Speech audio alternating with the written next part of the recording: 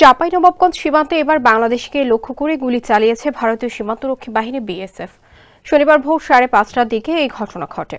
পরে বেলা 11:30টার দিকে ওই বাংলাদেশিকে রাজশাহী মেডিকেল কলেজ হাসপাতালে ভর্তি করা হয়। গুলিবিদ্ধ যুবকের নাম হাবিল উদ্দিন। তিনি চাঁপাইনবাবগঞ্জ জেলার শিবগঞ্জ থানার তেলকুপি এলাকার বিলাল উদ্দিনের ছেলে। রাজশাহী মেডিকেল কলেজ হাসপাতালের জরুরি বিভাগে ভারপ্রাপ্ত চিকিৎসক ডক্টর শঙ্কর কুমার বিশ্বাস কালবেলাকে এই তথ্য নিশ্চিত করেছেন। এলাকাবাসীর বরাতে স্থানীয় ইউপি সদস্য কাশেম আলী জানান, ভোর রাতে সীমান্ত এলাকার গমের জমিতে পানি দিতে গিয়ে বিএসএফ এর গুলিতে আহত হন হাবিল। পরে স্থানীয়দের সহায়তায় তাকে উদ্ধার করে হাসপাতালে নেন পরিবারের সদস্যরা। জানা গেছে, হাবিলের পিঠে এখনো গুলি রয়েছে। তাকে মেডিকেলের 2 নং সার্জারি ওয়ার্ডে ভর্তির নির্দেশনা দেওয়া হয়েছে। বর্তমানে ওই যুবক বেশ ঝুঁকিপূর্ণ অবস্থায় রয়েছে বলেও জানান তিনি।